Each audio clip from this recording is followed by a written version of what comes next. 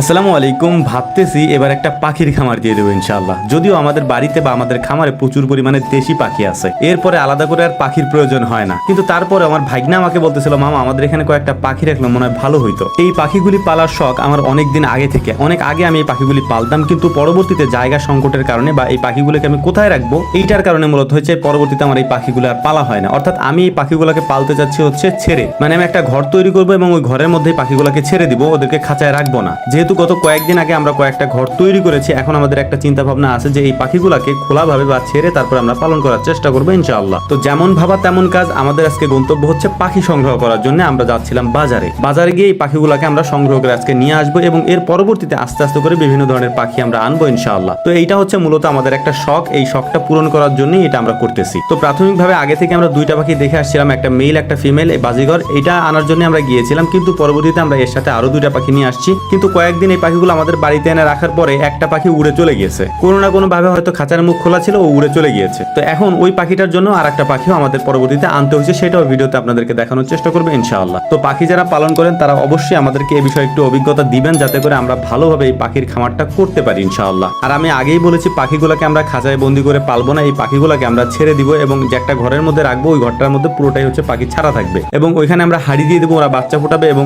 ওরা নিজেদের খাবার নিজেরাই সংগ্রহ করে নিয়ে যাবে নিজে থেকে আর কি। তো এভাবেই আমাদের প্ল্যান করা এবং এটাকে আমরা এভাবেই করবো ইনশাআল্লাহ। আমাদের সময়ের খুব সংকট, আমরা সময় পাই না, যে কারণে হচ্ছে আমাদের শখ থাকার পরেও এই কাজগুলো আমরা করতে পারি না। আর বিশেষ করে সব যদি এক জায়গায় থাকে, আমাদের কোয়েল পাখির ঘরের পাশে এই পাখির ঘরগুলো আমরা করার চেষ্টা করবো, যাতে করে কোয়েল পাখির পাশাপাশি বা হাঁসের পাশাপাশি এই পাখিগুলোকে আমরা দেখভাল করতে পারি বা পালতে পারি। এই পাখি থেকে আমরা কোনো প্রফিটের আশাও করতেছি না যে এটা থেকে আমাদের লাভ হবে লস হবে, এটা একটা শখের কারণে মূলত আমরা এটা করতে চাচ্ছি। অনেকে হয়তো বলতে পারেন যে এভাবে দোকান থেকে পাখি নিলে পাখি ডিম পারবে না বা বাচ্চা ফুটবে না। মূলত এই পাখিগুলোকে আমরা নিচ্ছি হচ্ছে দেখার জন্য, মানে এগুলাকে আমরা কিছুদিন রেখে দিব, এগুলাকে আমরা দেখার জন্য নিচ্ছি এবং মূলত এগুলাকে আমরা নিচ্ছি প্র্যাকটিসের জন্য। মানে আমরা পাখিগুলোকে পেলে তারপরে এদের রোগ বালাই, তারপর হচ্ছে যে এদের খাবার, এদের সমস্ত কিছু দেখার জন্য মূলত এইভাবে আমরা পাখিগুলোকে দোকান থেকে নিয়ে নিচ্ছি। এর পরবর্তীতে বড় করে যখন আমরা করব, তখন এটাকে আমরা খুব সুন্দরভাবে অন্য জায়গা থেকেও পাখিগুলো সংগ্রহ করে নিয়ে আসবো এবং এগুলাকে ছেড়ে পালবো ইনশাআল্লাহ। আমি আগেও বলছি কথাটা এবং আবারও বলতেছি যে এই পাখি থেকে আমরা কোনো প্রফিটের আশা করছি না, এই পাখিগুলোকে আমরা শখ করে পালবো এবং পরবর্তীতে এটাকে আমরা নন প্রফিট হিসাবেই